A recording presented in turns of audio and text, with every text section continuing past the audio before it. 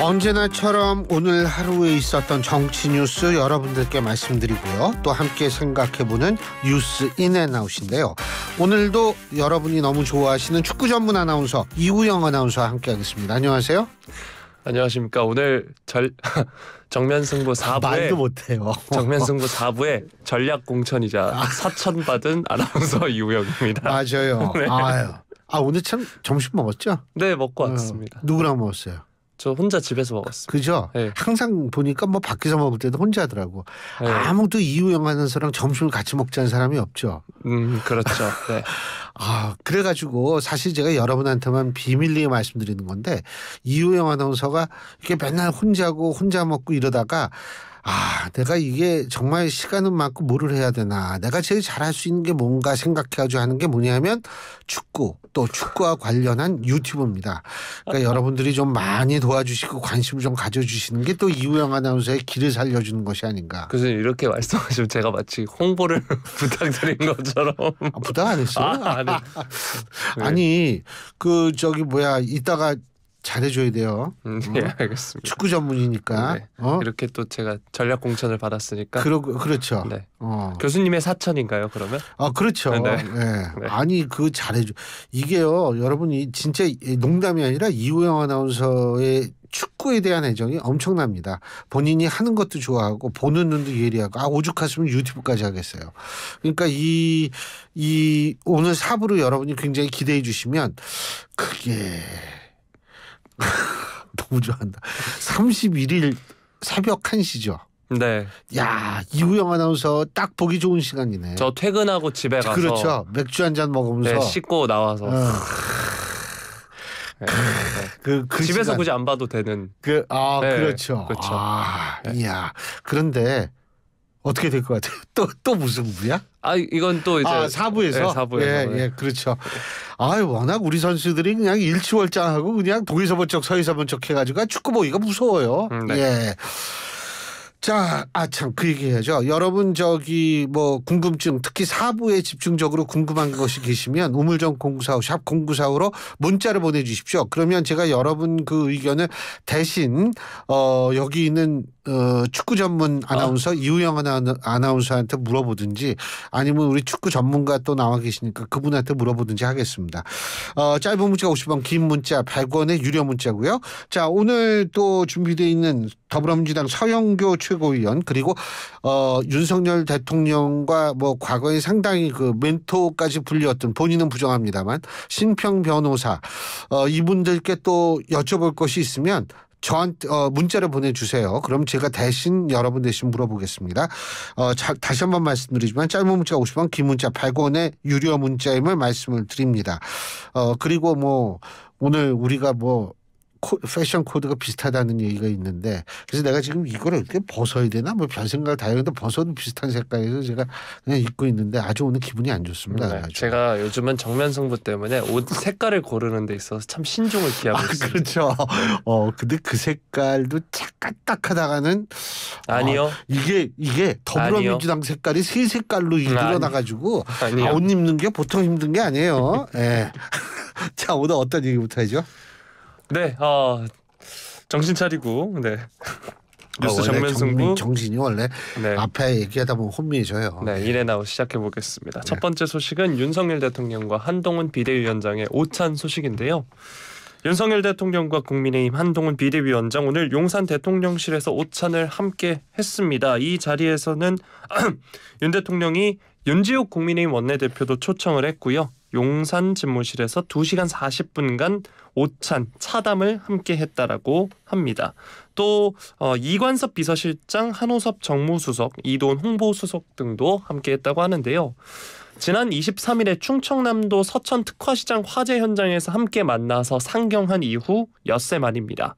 한 비대위원장이 지난달 26일 취임 후 오찬을 하는 건 이번이 처음이라고 하고요. 이번 오찬에 대해서 대통령실 고위 관계자는 당정이 민생과 경제 등 국정에 대해 소통하고 협력하는 자리다라고 언론과의 통화에서 설명을 했고요.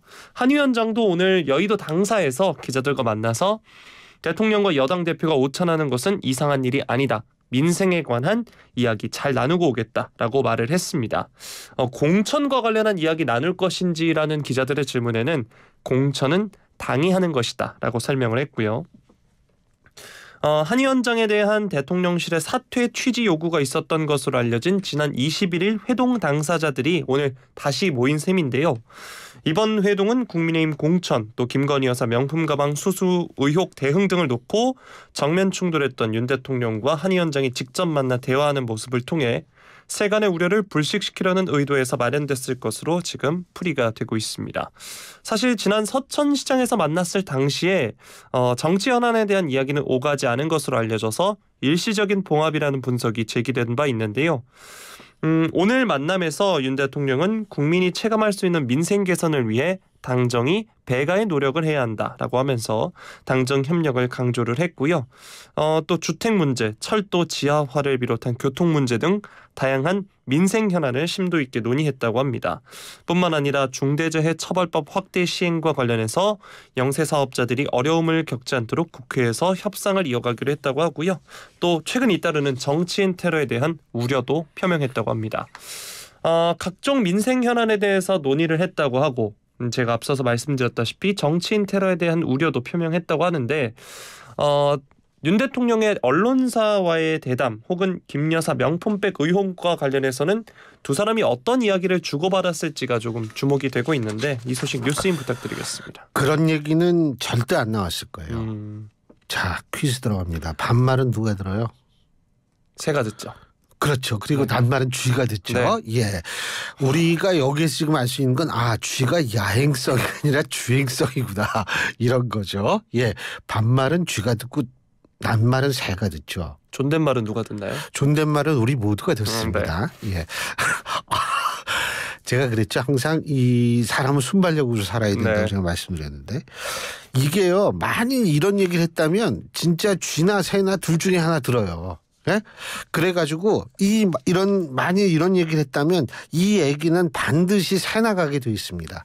이 얘기가 새 나간다면 그 얘기가 어떤 식의 얘기가 나왔든 간에 만일 새 나간다면 이번에 그 윤석열 대통령과 한동훈 위원장의 만남의 본래적 의미 이런 게 굉장히 퇴색돼 버려요. 왜냐하면 본래적 의미는 뒤로 가고 앞으로 가는 거 뭐냐면 뭐 김건희 여사 명품백 문제나 아니면 다른 얘기가 이게 나오거든요. 그래서 이런 거는 사실은 뭐 이번뿐만이 아니라 원래 이런 얘기는 잘 나오질 않습니다. 그래서 요번에 이 두 사람은 아니지만 요번에 회동도 그런 얘기는 안 했을 것이라는 게 저는 굉장히 확신을 하고 그렇다면 만남의 의미는 뭐냐? 여당이 왜 여당이에요? 여당이 왜 여당이에요? 여당이요? 예. 집권당이니까 여당이죠. 집권당이라는 게 무슨 뜻이에요? 대통령이 있는 당이죠. 그렇죠. 네. 대통령이 있는 당이기 때문에 여당이라고 우리가 그러는데 그렇다면 여당의 힘은 어디서부터 나오냐 하면 대통령으로부터 나오거든요. 그래서 이렇게 만났다라는 거 그래서 점심을 같이 먹었다는 거 물론 이우영 아나운서 맨날 혼자 먹지만 이렇게 만났다 점심을 같이 먹었다 이 의미는 뭐냐면 대통령으로부터 힘을 받는다는 의미를 가질 수 있거든요. 힘을 받는다라는 것은 단순하게 거기서 끝나는 것이 아니라 한동훈 비대위 체제가 굉장히 힘을 받는다. 그러면 한동훈 위원장의 존재감뿐만이 아니고 이것이 윤석열 대통령이 일단 뒤로 빠지고 한 위원장이 앞으로 나가서 진두지휘를 한다는 확실한 진두지휘를 하겠다는 그런 의미가 되고 거기에서 부속적으로 나올 수 있는 게 뭐냐면 자 지금 윤희숙 전 의원이 오늘 출마 선언하면서 뭐라고 그랬어요? 껍데기는 가라 딱 그랬잖아요. 이게 지금 한강벨트가 형성을 하고 있어요. 그러니까 윤희숙 전 의원도 공천 공천된 건 아닙니다. 신청을 할 거고 그다음에 박민식 전 장관도 여의도 영등포 의뢰 공천 신청을 할 거고 그리고 원희룡 전 장관 같은 경우엔 인천 계양을에 신청을 할 거고 뭐 이런 식으로 지금 이게 한강벨트를 구성하고 있거든요. 일종의 프레임이에요. 이 프레임에 대통령이 공감을 갖고 있다라는 해석도 가능하게 된다는 거죠. 다시 말해서 비대위가 지금 하고 있는 것에 대해서 대통령이 공감을 간접적으로 표했다라고 저는 생각을 한다는 거죠. 이거는 뭐 선거 개입이 아닙니다. 공감이라는 건. 그래서 제가 볼 때에는 지금 한동훈 비대위 체제가 조금 더 힘을 받을 가능성이 있다. 이런 생각을 하게 되는 부분입니다. 네. 자, 다음 소식 살펴보겠습니다. 더불어민주당 정부가 내일 국무회의에서 윤석열 대통령에게 이태원 참사 특별법 제의요구권 행사를 건의할 것이라는 전망이 나오자 피도 눈물도 없는 정권이라고 비판하면서 특별법 수용을 촉구를 했습니다. 이재명 대표는 오늘 최고위원 회의에서 정말 피도 눈물도 없는 정권이다. 민심을 거역하며 또다시 거부권을 남용한다면 국민은 더는 분노와 좌절에 멈춰있지 않을 것이다. 라고 하면서 온전한 진상규명으로 국가 책임을 바로 세워야 한다. 목소리를 높였습니다. 박찬대 최고위원은 이태원 특별법을 거부하지 말고 대통령과 정부에 주어진 책임과 역할을 망각하지 말라라고 이야기를 했고요. 정부가 이태원 참사 희생자 유가족에 대한 별도의 지원책을 발표하기로 한 것에 대해서 민주당은 돈으로 때우려는 것이다 라고 비판을 하고 있습니다. 박 최고위원은 또 특별법의 핵심인 진상규명은 외면한 채 돈으로 유족과 국민을 편가르게 하려는 나쁜 시도라고 지적을 했고요. 또 한편 민주당은 오늘도 김건희 여사 명품 가방 수수 논란은 사과가 아닌 수사가 필요한 사안이라면서 김 여사 주가 조작 의혹 특검 압박을 이어가고 있는 상황입니다. 홍익표 원내대표는 오늘 오후 서울시당 주최로 국회 도서관에서 열리는 김건희 여사 주가 조작 의혹 및 명품백 진상규명을 위한 수사 촉구 1000만 서울시민 서명운동본부 발대식에 참석을 한다고 하고요. 한편 민주당 금명간 윤 대통령이 실제로 이 거부권을 행사한다면 앞서 거부권이 행사된 쌍특검 법안과 함께 설 연휴 이후 2월 임시국회에서 재표결에 나선다는 입장이라고 합니다. 민주당이 이태원 특별법 그리고 김 여사 명품백 의혹과 관련해서 계속해서 정부와 여당을 압박하고 있는 상황입니다. 어떻게 보시나요? 그건 민주당으로서는 당연한 거예요. 왜 그러냐면 민주당이 선거를 할 때 내가 항상 또 퀴즈 들어갑니다. 네, 선거 중요한 3가지 요소 뭐라 그랬어요? 자, 저를 보시고서 얘기하세요. 네. 그걸 흐름, 구도, 그렇죠. 네. 그 다음에 인물. 뭐가 중요해요? 그렇죠. 그 다음은 아니 인물도 있어요. 또 바람. 그렇죠. 네. 야, 기억력 좋네. 여러분 이우영 아나운서의 기억력을 잘 하기 위해서 잘 파악하기 위해서 유튜브 YTN 라디오 들어오셔서요. YTN 라디오 구독해 주시고 신율의 뉴스 정면 승부 좋아요와 댓글을 하시면 지금 이우영 아나운서의 뛰어난 기억력, 이 학습 능력이 어떻게 비롯됐는지를 아실 수가 있을 겁니다. 예. 저도 4부에 열심히 퀴즈 내도록 하겠습니다. 알겠습니다. 야, 이런 걸 보고 우리가 뒤끝 장렬이에요. 네, 맞습니다. 네. 이게 당연한 거예요. 뭐냐면 선거 구도가 정권 심판원으로 흘러야만 민주당의 입장에서 볼 때는 유리하거든요. 그렇기 때문에 지금 김건희 여사 명품백 그리고 이태원 참사 이태원 특별법에 대한 거부권 행사에 대한 이러한 것들 이거를 막 그냥 이걸 가지고 문제를 막 일으켜야 정권 심판론 구도가 보다 그리고 이제 바람도 좀 일어나기를 바랄 겁니다. 그런데 지금 국민의힘이 이걸 모르질 않을 텐데 이태원 특별법 거부권을 행사한 이유는 뭐냐? 제가 알기로는 전 헌법학자가 아니라서 위헌 논란이 있다라는 정도로만 표현할 수밖에 없지 이것이 위헌 소지가 있다 이런 식으로 단정적으로 얘기할 수 없음을 제가 말씀을 드립니다. 지금 현재 이 특별법에서 위헌 논란 소지가 있는 부분이 두 군데 이상인 것으로 알려지고 있어요. 이런 상황에서 대통령이 특히 이제 이 법조인 출신인데 대통령이 이러한 것을 그냥 넘어가기 어렵다는 것이 국민의힘 입장이고요. 또 하나는 뭐냐면 여야 합의로 통과되지 않은 법을 대통령이 거기에 동의하는 것도 나쁜 선례가 될 수 있다. 이런 이유 때문에 거부권을 행사하는 것이고 그리고 그 거부권을 행사하는 대신에 지금 얘기가 나오는 게 뭐냐면 이태원 참사 희생자에 대한 기념관 설립에 동의를 한다라는 것 그리고 이 이태원 참사 희생자들 유가족들에 대한 지원을 한다는 것 이것이 지금 되는 거거든요. 그리고 책임자 문제는 지금 재판이 진행되고 있기 때문에 그것을 지켜봐야 된다라는 입장으로 정리를 한 것으로 알려지고 있습니다. 그런데 물론 민주당 쪽에서는 또 이 부분에 대해서 절대로 물러나지는 않을 거라는 것은 전 잘 알아요. 그리고 이제 유가족 분들도 상당히 지금 그 특별법에 동의를 하고 있는 상황이기 때문에 국민의힘이나 아니면 대통령이 이런 식의 어떤 주장을 한다 하더라도 그것이 유가족 분들이나 야당에게 먹힐 것이라고 생각하지는 않습니다만 이런 식의 대응을 할 것이다. 이렇게 생각을 할 수밖에 없습니다. 네. 자, 다음 소식 살펴보겠습니다. 개혁신당의 이준석 대표 어제 더불어민주당 탈당파가 주축이 된 미래대연합 또 이낙연 전 민주당 대표가 이끄는 새로운 미래가 가칭 개혁미래당을 공동 창당하기로 한 데 대해서 중국집에 전화기가 2대 있는 정도가 아니라 옆에 신장개업한 중국집 이름 조금 알려져 간다고 그대로 차용하겠다는 것 아니냐라고 비판을 했습니다. 이 대표가 SNS에 생각이 비슷한 분들끼리 모이는 것은 언제나 축하한다고 하면서도 이같이 지적을 한 건데요. 개혁신당이 출범해서 개혁을 화두로 삼아 이슈를 만들어가는 상황에서 미래대연합과 새로운 미래가 합쳐져서 개혁미래당이라는 당명을 쓰겠다는 것은 의도가 명백해 보인다라고 주장을 했습니다. 자신들이 당명에 이미 사용 중인 개혁이라는 단어를 민주당 탈당파 신당도 쓰기로 한 데 대한 불쾌감을 드러낸 것으로 보이는데요. 이 대표는 무임승차는 지하철이든 당명이든 곤란하다라고 강조했습니다.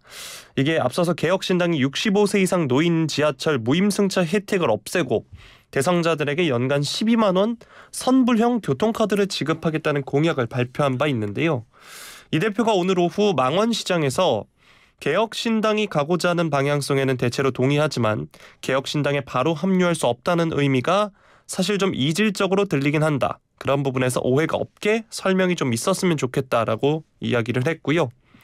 빅텐트 논의 과정에서 아쉬웠던 것은 지금 미래대연합과 새로운 미래는 정치 측면에서만 너무 빅텐트를 바라본 게 아닌가 생각한다면서 미래라는 이름으로 활동해온 만큼 어떤 미래를 그리는지 더 설명해줬으면 좋겠다라고 이야기를 했습니다. 또 한국의 희망 양향자 대표 개혁신당과 합당을 선언을 했죠. 새로운 미래와 미래대연합의 합당은 그 가치와 비전이 뭔지 잘 모르겠다라고 지적을 했습니다. 자, 어제 전해진 개혁미래당 창당 소식에 대해 이준석 대표가 이 이름에 대해서 특히 지적을 하면서 거부감을 드러내기도 했는데 이준석 대표의 반응 어떻게 들으셨나요? 뭐 이게 단순하게 이름에 대한 거부감뿐만이 아니고요.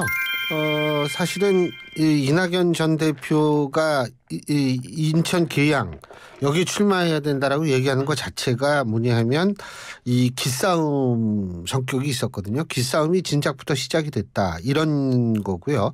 사실은 이런 상태에서 빅텐트라는 것이 쳐지기 쉽지 않습니다. 더군다나 이준석 전 대표가 계속 조금 본인은 갈라치기가 아니라고 얘기를 합니다만 뭐냐 하면 예를 들면 20대 여성들도 공무원 시험 치려면 군대 갔다 와야 된다든지 예? 아니면은 이 65세 이상 분들의 지하철 무료 이용이라는 거 이거에 대해서 부정적으로 얘기를 하면서 51개역 4호선 51개역 중에 경마장에 가장 많이 사용이 됐다. 무료 승차권이 이런 식은 이건 굉장히 사실 연세 드신 분들을 기분 나쁘게 하는 것뿐만 아니라 제가 사실은 좀 어떤 면에서 모욕감이 들 정도의 얘기라고 전 개인적으로 생각을 하거든요. 이러한 현상들이 있다라는 것 자체는 사실은 이낙연 전 대표나 원칙과 상식 3명의 의원 지금 또 잊어먹었다. 미래대연합. 네. 예, 미래대연합 쪽에 있는 분들이나 이런 분들이 선뜻 무조건적으로 합하자라고 얘기하기 힘든 조건을 만들어가고 있다라는 얘기가 사실은 형성될 수 있어요. 그렇기 때문에 저는 사실 이게 이제 빅텐트가 점점 멀어지니까 경쟁 상대가 되는 거예요, 이제는. 같이 가는 상대보다 이런 상대가 되기 때문에 지금 이런 현상이 발생하지 않나 이런 생각이 듭니다. 근데 개혁신당, 개혁미래당 약칭은 제가 볼 때는 개미당 이렇게 할 수는 없으니까 그냥 미래당 그리고 신당 이런 식으로 될 거기 때문에 제가 볼 때 그렇게 겹치지는 않을 겁니다. 이거를 문자 그대로 더불어민주당 뭐 이렇게 한 7자 되는 그런 식의 긴 당명이 아니기 때문에요. 뭐 그건 그렇게 큰 사실 문제는 아니라고 보는데 어쨌든 경쟁 상대가 비슷한 이름을 쓴다 기분 나쁘겠죠. 이젠 경쟁 모드라는 겁니다. 괜찮아요. 네. 교수님과 함께 저희 청취율 조사 독려 멘트를 녹음해줬던 김준일 수석 에디터는 모 방송에서 이 논란에 대해서 유치뽕이다라고 언급을 하시더라고요. 예, 근데 제가 지금 이 나이 먹고 그렇게는 얘기할 수가 없죠. 예. 네. 자, 죄송합니다. 괜찮아요. 예.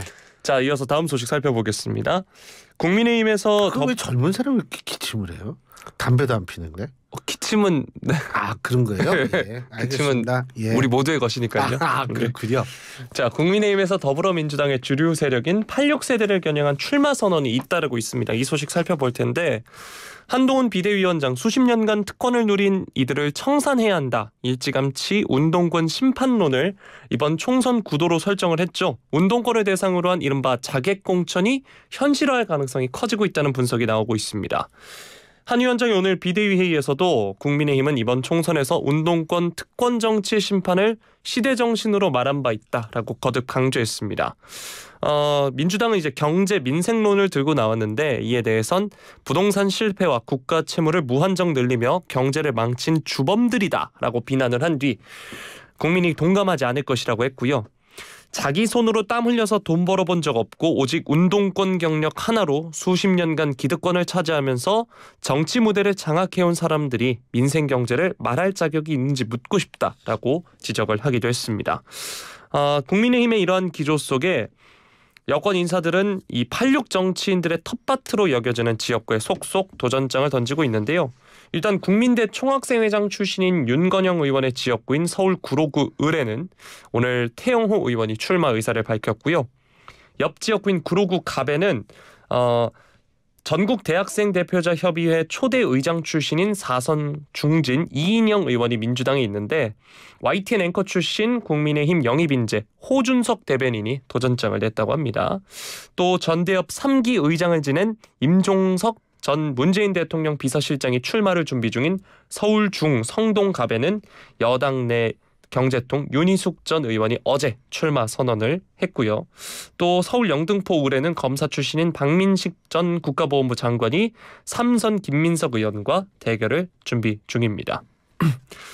네, 앞서서 이제 민주당 이재명 대표의 지역구인 인천 계양을 여기에서는 한 위원장이 이 개딸 전체주의의 상징으로 지목한 정청래 최고 의원 지역구인 서울 마포 을에는 각각 원희룡 전 국토교통부 장관과 김경률 비대위원이 출마 의사를 밝힌 바 있기도 합니다. 자, 여당이 이렇게 86세대를 겨냥한 자객공천을 준비 중이라는 소식인데요. 여당의 이러한 전략 어떻게 보셨나요? 일단은 제가 항상 아까 뭐라고 얘기를 했습니까? 선거에서 제일 중요한 거? 바람. 구도. 그렇죠. 네. 구도. 네. 왜 이렇게 입이 아파지지? 네. 구도인데 이 선거 구도가 사실은 지금 정권 심판론으로 흐를 가능성이 높은 구도예요. 집권 3년 차기 때문에. 그런데 이 구도를 한동훈 위원장을 앞을 세움으로써 회고형 정권 심판론에서 소위 말하는 대선 후보끼리의 경쟁 이런 식의 구도를 만들면 이거는 미래 가치에 대한 소위 말하는 전망형 투표로 바꾸는 거거든요. 제가 볼 때 이거는 어느 정도 약간은 좀 그렇게 구도가 변할 가능성을 배제할 수는 없다고 생각하는데 이거는 착시 현상을 유도하는 거거든요. 실제는 총선이죠. 근데 이게 대선 후보끼리 붙는구나 착시 현상을 받는 건데 중요한 거는 뭐냐면 이런 것들을 보다 강화시키는 추가적인 구도가 필요합니다. 그게 뭐냐 하면 지금 한동훈 위원장이 하는 것은 운동권 청산론입니다. 운동권 청산론이라는 건데 이게 이제 윤희숙 의원이 껍데기는 가라 이렇게 연설했거든요. 근데 저는 껍데기 좋아해요. 돼지 껍데기 안 좋아해요? 콩가루에 묻혀서 먹으면 참 맛있죠. 그렇죠. 네. 근데 이게 운동권이 껍데기라는 거예요. 근데 글쎄요. 뭐 어쨌든 근데 이게 뭐 누가 동의하고 동의하지 않고 떠나가지고 중요한 것은 뭐냐면 지금 젊은 세대 2030은 뭐냐 하면 운동권적 주장이나 논리에 그다지 관심이 없어요. 그렇잖아요. 친구분들 보면 그럴 거예요 아마. 그리고 60대 이상은 원래 보수예요. 그러니까 운동권 청산론이라는 게 단순하게 나온 게 아니라는 거예요. 제 얘기는. 상대적으로 소위 말하는 2030 플러스 60 이상 뭐죠? 세대포 이론. 그거 누가 했어요? 이준석 전 대표가 했던 건데 이준석 전 대표는 이 여성과 남성을 갈라치면서 뭐 이런 식으로 해서 이제 세대포 이론을 시작을 한 건데 물론 다른 것 요소도 집어넣습니다만 지금 또 다른 차원에 있어서의 세대포 이론을 구사하는 것은 아닌가 저는 그런 측면에서 주목을 하고 있어요. 이게 단순하게 뭐 한강 벨트다 뭐 어디에서 누구 출마해서 누구를 대적시킨다 이런 차원이 아니고 이거는 제가 볼 때 이거는 일종의 세대포의적인 프레임 구도 전략이라고 저는 보기 때문에 조금 더 지켜볼 필요가 있겠죠.